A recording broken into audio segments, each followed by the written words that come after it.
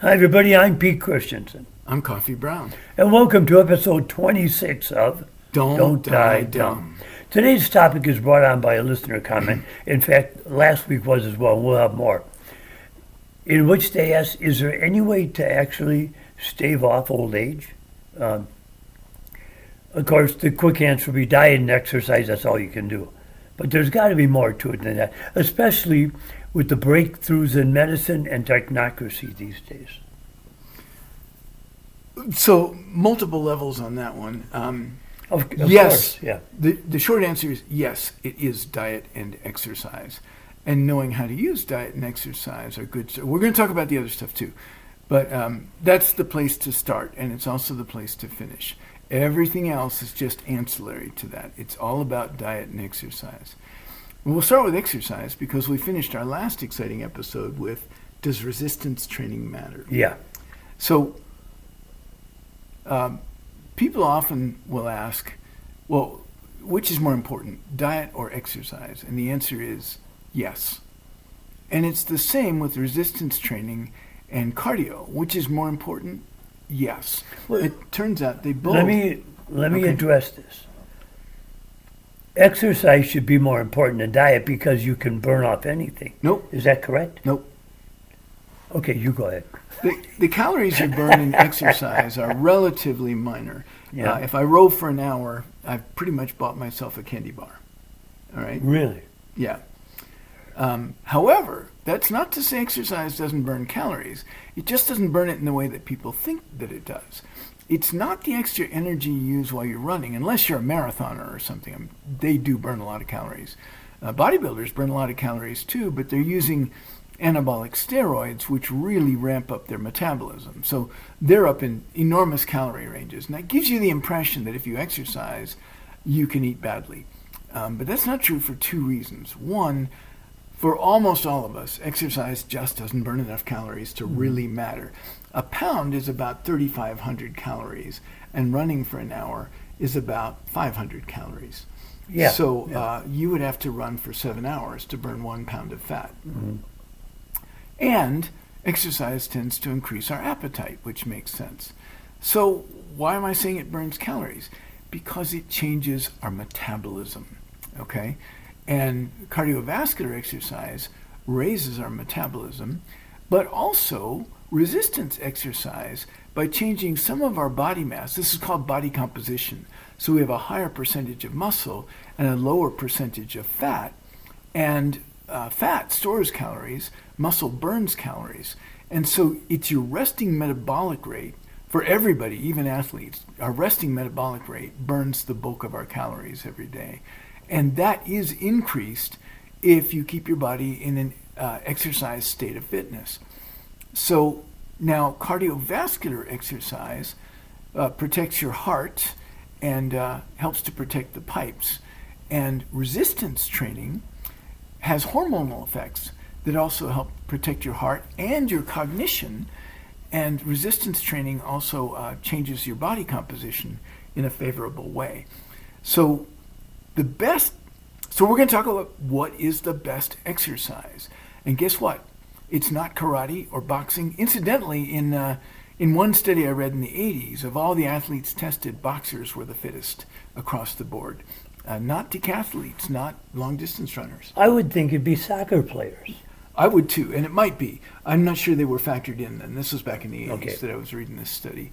The point being, though, that things that use your body in a wide range of ways are more ideal. So one way you can tackle it is by doing different exercises. Mix up Pilates and yoga, weight training and jogging and things like that. By the way, intense running isn't particularly better than moderate running. So jogging is fine. Jogging's great. And in fact, the difference between elite marathoners and good marathoners isn't how many miles they run at high speed.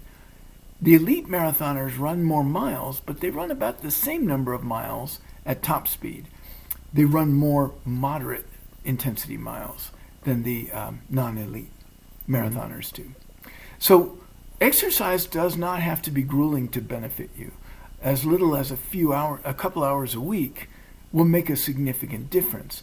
More exercise is better up to a point, but super endurance athletes, like people who bicycle for hundreds or thousands of miles, or people who run for 10 hours at a time, and there are such people.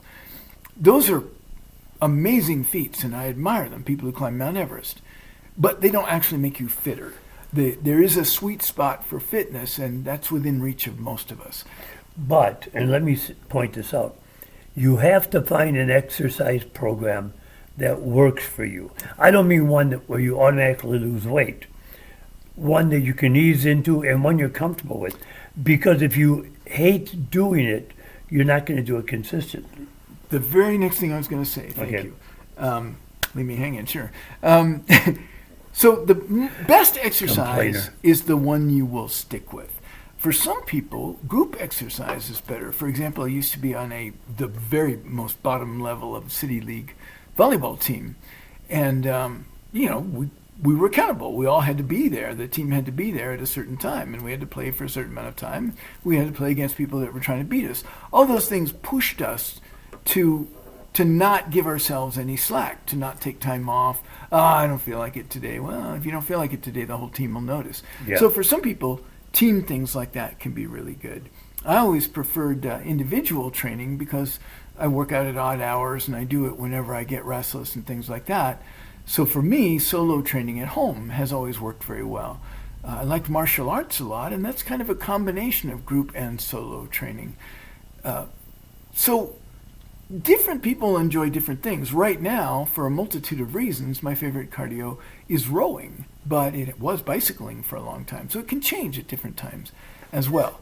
But you want to get a good mix of cardio, resistance, and mobility training, okay? Things that actually make you move around in spontaneous ways to maintain your coordination and balance and reflexes, because those will protect you from falls and stuff as you get older. Now, I also had the problem. I would start out, make the New Year's resolution, go to the gym for a couple of weeks, and I just backed off. And what I learned, a trainer said to me, he said, look, don't start off so heavy. Make it real easy.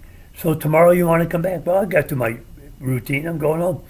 And then add more when it gets too easy. But at first, make it totally easy for yourself so it's fun. And try and interact with the people at the gym. How you doing today? Good morning. Mm-hmm. I see you're here. You can get to know a person simply by complimenting them. Every day I'm here, you're here. Good for you. You got some stamina. You're hanging in there. That opens up a world to most people. Because most gyms, the trainers never help you. They never give you any encouragement. Well, unless you actually hire them, it's kind of gym etiquette not to go up to somebody and cold offer help. So know that one thing you should do if you're going to start at a gym, and there are good reasons to do that, is learn a little bit about gym etiquette. Like, for example, if you're somebody who does 5 sets of something, get off the equipment between sets. Don't rest on the equipment. I was trained, and I absolutely think this should still be the etiquette. Gym furniture is not furniture. It's not there for sitting on. You should never, ever be sitting at the gym unless that's the position you do the exercise in, okay? So when I go to the gym, I always see people sitting and chatting with their friends on the weight benches and things like that. Nothing aggravates me more. I do a 30-minute workout and then 2 miles on the elliptical. I don't want the jarring effect of jogging, but nothing aggravates me more than some young person on their phone or an old guy sitting on the bench, does one curl, and sits and waits for 5 minutes. Right. Now, you should do appropriate rest between sets, and we can talk about that one of these times. But if you're resting between sets, walk around. Don't sit down to rest between sets. And get off the equipment between sets. And I was once a terrible offender at this, so I'll throw myself under the bus. I loved to do seated cable rows. For some reason, I just really liked those a lot.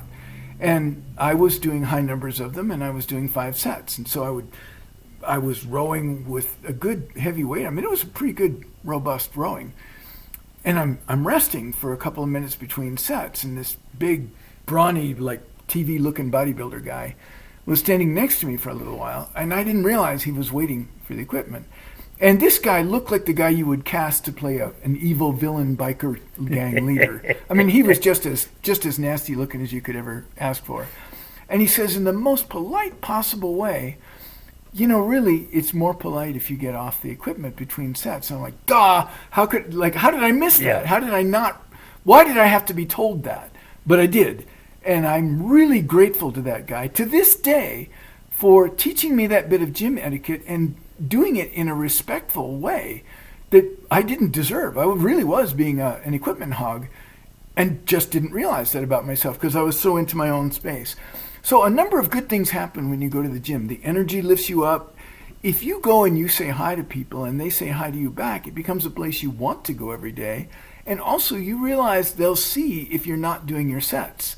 And they won't care. They won't come over and criticize you or say anything. But the fact that you know that someone else knows if you're going to the gym and then just on your phone all the time makes you work harder. So the gym provides a ton of social support, even if you're a relatively loner exerciser like I am.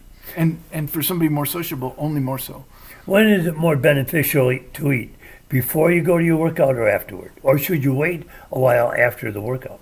There's been a ton of papers published on this, and the general consensus is shortly afterward. But it's not that big of a deal. There's a little window of time when your muscles have been worked hard, when they more readily incorporate the protein nutrients that you have. What I like to do is sip on a protein smoothie while I'm working out so that the protein is hitting my system as I'm finishing my workout. But studies say that anytime within an hour or so after your workout, you'll still get that benefit, and you get some benefit anytime within the first few hours. So that I'm going to say the closer to your workout, the better, and before your workout is not particularly advantageous, which surprises me. It's not what I thought, but as far as I can tell from the studies I read, it's not super helpful to load up on a big egg breakfast and then go to the gym. Yeah, I can't have a big breakfast before the gym. My stomach will get upset. I do this. I give myself a reward. I do the resistance training and say, okay, now I'm going to go watch TV because they have monitors where my cardiovascular machine is. And after I say, okay, great, now I get to go take a shower. And by the way, if you're going to talk about gym etiquette, let me talk about locker room etiquette. Look, guys, you're going to take a shower. Strip down the underwear, take your towel, take your shower, towel yourself off, put the underwear on, and go back to your locker. I'm at my locker. Some guy next to me is naked. He puts on the oil, then he puts on the powder, then he dries himself off a second time. And I'm like, dude, finally I said, holster your junk. I don't need that near me. I got to bend over, put my socks on with that happening? Please. I'm no genius, but I know better than to do that when the lockers are right next to each other. Holy moly. So, realize when you're at the gym that, and this is something Young Coffee didn't get, but realize you're not there by yourself, and that gym isn't there for you, it's there for everybody. And just try to be the kind of neighbor you would like to have at the gym. It's not hard to be respectful to other people. Just treat them like you would more or less like to be respected. Now, joggers they look great. Swimmers look better. Of all the women I've ever known, the ones with these athletic bodies that look like Adonises, when I ask them, what do you do? Oh, I don't do anything. You don't do anything? Well, I swim. They have the most perfectly toned bodies I've ever seen. But jogging ruins the joints, doesn't it? No, actually, people who... We used to think that. That's actually in older textbooks and stuff. But multiple studies have shown that people who do running or walking or things like that, they'll still get degenerative joint disease, but later on average than the people who do not exercise. So it turns out that what you gain, so cartilage doesn't have the kind of blood supply that muscle and bone do. Muscle and bone have great blood supply. Cartilage doesn't. It's pretty terrible. And to get blood to flow through cartilage, it needs to squish and release and squish like a sponge, like you're trying to get fluid to move through a sponge. And so using it is the way to keep it strong and healthy. It is true that it'll eventually wear out, but it wears out more slowly, not more quickly, if you have good, you do need good biomechanics. So if you're not sure what is the correct form for resistance training or what is the correct form for jogging, have somebody knowledgeable, hire a trainer to coach you for a while. But if your body mechanics are good, it prolongs the joints. No, I said this once before to you, and you said you never heard that. Pinching the fat. Okay. All the exercises, okay, if you're going to do curls, you're pinching the fat up here. You're going to do sit-ups, you're pinching the fat in your stomach. I know it sounds goofy, but isn't that what you're going to do? You want to get rid of love handles? You pinch the fat by twisting that fat. So spot reduction does not work at all. You lose fat diffusely, and where you lose it will depend on your genetics. So some of us are apples, some of us are pears, and there are a few people with other patterns. Like, for example, some ethnicities store fat deep inside. It's called visceral fat. It's wrapped around their intestines, and less of it just under the skin. Other ethnicities store more of it just under the skin and less of it around the digestive organs and so forth. It turns out that this matters in a couple of ways. One, this pattern, you will be shocked to hear, kind of depends on where your ancestors came from. If they came from a hot climate, they have less fat right under the skin, but more around the internal organs. And is that more dangerous? It is. The internal fat, what's called visceral fat, is more pro-inflammatory. Now, it turns out there's multiple different kinds of fat in the body, and I'm slightly oversimplifying, but as a general rule, visceral fat is more pro-inflammatory and more associated with cardiovascular and therefore cerebral vascular disease. Fat that's under the skin is less harmful, and it's also easier to convert into brown fat, which is fat that you rapidly metabolize. That's the thing that the paleo people are all on about. Now, they've taken a little nugget of true information and spun it into an utterly ridiculous program. But the basic idea that subcutaneous why do you say fat, that? Explain I'll that. circle back to that. So we don't get more letters, emails. Yeah, sorry, paleo guys, you're just wrong. But the notion that subcutaneous fat is less harmful on its own and easier to convert into fat that you burn, brown fat, that is true. Okay.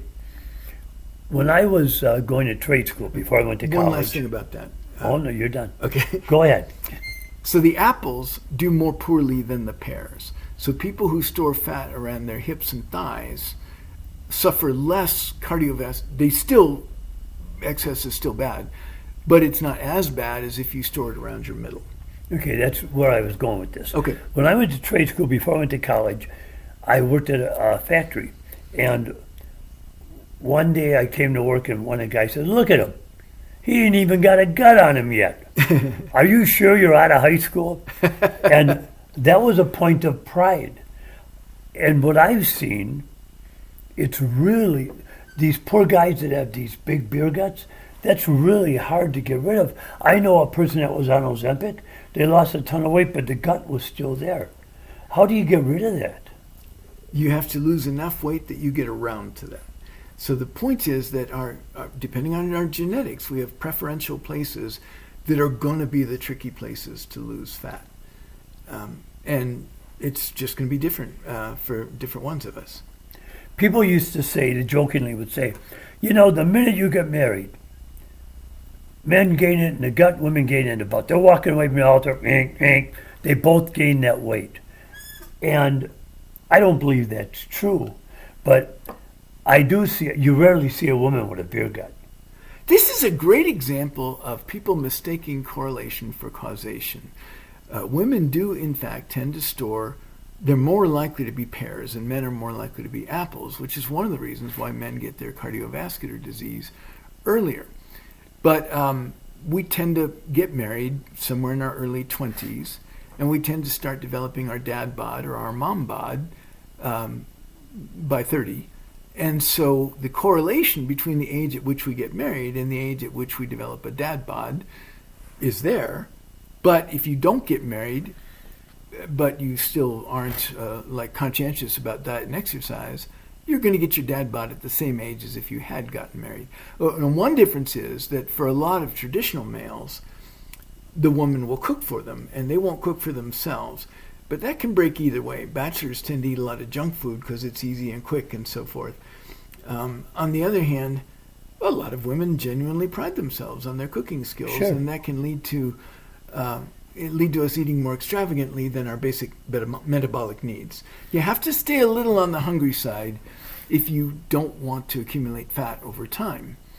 I presented a show to one of the networks years ago called The Bachelor Chef, in which I would make things that bachelors eat. And you know what the breaking point was? I said, I won't serve the food at the table, I'll eat it over the sink. And they said, no, we're not, forget, the whole show's gone, forget it. But you want realism or not, you know. I remember thinking you were civilized when you started heating the can of beans before you poured it down your throat. Yeah, eating grilled cheese with an iron, you know. We've done that. At least you cleaned the iron between sandwiches, so that was good. Yeah, and ramen. You know, there are now complete restaurants based on ramen. It's always serving different kinds Always of have ramen. been. It goes back hundreds of years in Japan, or at least many decades, that there are all these ramen shops. They are to Japan what hamburger shops are for the U.S. But are they loaded with sodium like the things I buy? Packed with sodium, and they're basically pasta. They're almost pure calories, Yeah, almost pure really. carbohydrate. Now, I used to love ramen, but it's not a particularly healthy dish. That said, I used to love ramen. So let's get back to that question. When's the best time to eat breakfast? Studies have not been consistent, but the most common answer seems to be that a good breakfast does help you throughout the day, and it should have a good proportion of protein. Not more than 20%, though. If you're going over 20% protein, you're almost certainly overshooting. Unless you're actually a high-end athlete, almost certainly you cannot use more than 20% protein in calories. But, interestingly, the older we get, the higher the proportion of protein in our diet should be. And that's because as we get older, we use protein less efficiently. So older people generally ought to be on higher relative protein diets, higher percentage of protein than younger people require. Let me sympathize with mothers and fathers who have mom bods and dad bods. If you work all day and then you come home and you got to play with the kids and you got to fix the things around the house, and most houses are two incomes. She works all day, then she comes home and acts with the kids, then make a meal, then clean up. I can understand why you don't want to go exercise after that. You're exhausted. I get it, you know. My interest in this topic today is not cosmetic. My interest is in longevity, and not just longevity in terms of how many birthdays until you die, but longevity in terms of thriving. I'm much more interested in health span than I am in lifespan. It turns out that if you do the health span things, you get the cosmetic effect, but I wouldn't start there. I'd let that happen as a consequence. So let me tell you what my dad did. He's the guy that actually taught me the main paradigm that I still use to this day. My dad was about 45 at the time, certainly over 40. And he was 6 feet tall, and he was 180 pounds, and he was kind of a Dilbert. He was classic dad bod, not athletic looking. The most athletic he'd ever been in his life at that point was that he played tennis in college. Sure. Which is not nothing, but that was it. So he started going out for walks after dinner. I don't even think he did it for his health. I think he did it to get away from his family, whom he didn't like. But he started going for walks after dinner. He'd walk a few blocks, and then he'd come home. And then he'd add a block. And then, and every now and again, when he felt like it was easy, he'd add 1 block. That's all he did. But eventually, he got up to 4 miles, and it started taking a while. So then he would jog a block, walk a block, jog a block, walk a block. And every time it got easy, he would add a little bit. So he'd jog 2 blocks, walk 1, jog 2, walk 1, right? And over time, he was jogging all 4 miles. So then, when it was easy, he would add a block. With this program, and I'm actually describing it the way it was, in less than 2 years, he was running 17 miles a night. But he never had a tough workout. The thing was, though, and this is where everybody chokes on this, because it sounds like an easy recipe, right? Once he added a block, he never gave it up, no matter what. If he was up to 10 blocks, it was 10 blocks no matter what. If the day was such that he couldn't get started until 9 p.m., he was still doing his 10 blocks. And once he was up to 17 miles, he was still doing his 17 miles. So my dad's program is great in the sense that you never have a hard day. But there are no exceptions. You never give up an inch once you gain it. Now, I copied this when I was about 35. There was a boxer at that time named Sugar Ray Leonard. Do you remember him? Sure. And I really admired the guy, just general fitness and stuff. And I saw him on an interview saying, I think he said 500 sit-ups. And I thought, oh my God, nobody can do 500 sit-ups. That's impossible. And by the way, these are crunches, not sit-ups. Crunches you can do more of than sit-ups, but they're better for you. So I thought, well, I'm going to try. I'm going to try my dad's program. So the first day I did some crunches, and it was 20, and I was a little sore afterwards. So the next day I cut it back to 10, but I did 3 sets of 10. 3 sets of just 10 crunches. I mean, that is nothing. 3 sets of 10 crunches. Next day, 3 sets of 11. Next day, 3 sets of 12, and so on. And every now and again, because it was easy, I'd add 10 or 20 or something instead of just adding 1. But only if it was easy, and only until it got hard. But I never gave up an inch once I added those. And once I got up to 300, I stopped doing multiple sets and just started adding to the sets. And at that point, I was adding 1% rather than 1 rep. So I would add 3, and then I would add, you see how it went. Within a year, I was up to the 500, and in a short time after that, I was up to 1,000. I was literally dozing off while I was doing sit-ups. It got to the point where it took me about a half an hour to do 1,000 of them. So I would just turn on a TV show. This was back when we had TV with commercials and broadcasts and everything. And I would just crunch my way through a TV show. And when the TV show was done, so was I. I didn't really feel them anymore. Now, I did that for about 4 or 5 years.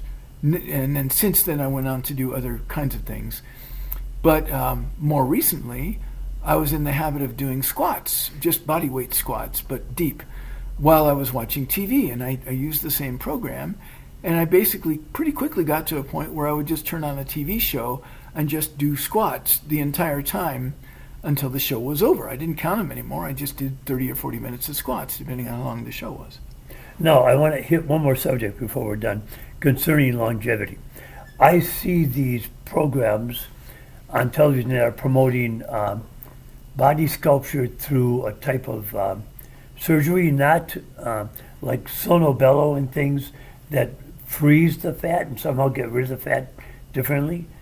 Do these work? Are you familiar with these at all? Yes, and that's a really good question. Thank you for asking that, because it's actually an important one to finish this thought on. Yes, you can get rid of fat either by cryo or by liposuction, things like that. And people who have a large amount of body fat, this might be an important thing for them to do. Because if you grow fat cells to a certain size, they divide, and where you used to have 1, you have 2. But these fat cells always want to be full, and they're always sending out a signal that says, fill me up. If you don't fill them up, they're going to make you crave food. But if you do fill them up, they'll divide, and now you have twice as many fat cells. So the problem is that over time, we accumulate fat cells, and even when we lose the fat and lose the weight, we don't lose those cells. I think we probably do eventually, but it takes a long, long time. So long after you've gotten your body looking the way that you think you want it, you're craving to eat like somebody who's twice as big as that.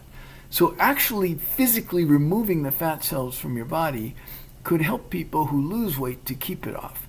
But if you remove the fat cells by liposuction or cryo or something, and don't modify your diet and exercise program, you're going to gain them all back.